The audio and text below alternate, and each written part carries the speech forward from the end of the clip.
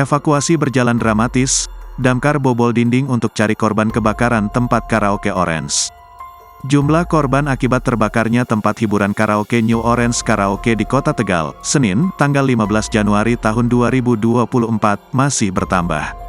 Selain 6 korban tewas, setidaknya 9 lainnya dirawat di rumah sakit akibat kebakaran tersebut.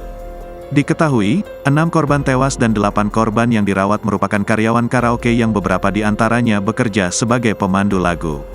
Sementara seorang lainnya yang dirawat merupakan petugas dishub yang membantu tim melakukan evakuasi dan pemadaman. 6 orang meninggal, sementara 9 masih dirawat. 1 di antaranya petugas dishub yang bantu evakuasi di lapangan, kata Kepala Dinas Kesehatan Kota Tegal, Zainal Abidin saat dihubungi. Zainal mengatakan keseluruhan korban meninggal karena lemas sesak napas usai terlalu banyak menghirup karbon dioksida dari asap kebakaran. Lanjut Zainal, tidak ada luka bakar di tubuh korban yang meninggal maupun luka. Kapolres Tegal Kota, AKBP Ruli Thomas mengatakan pihaknya masih melakukan penyelidikan guna mengungkap penyebab kebakaran. Sebelumnya sebuah tempat hiburan karaoke bernama New Orange Karaoke di Jalan Veteran, Kota Tegal, Jawa Tengah terbakar, Senin, tanggal 15 Januari tahun 2024 pagi.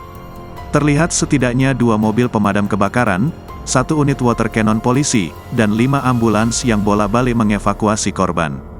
Dikabarkan jika masih ada sejumlah karyawan yang terjebak di dalam gedung. Petugas gabungan masih berusaha menemukan titik api dan mengevakuasi seluruh penghuni di gedung 3 lantai itu.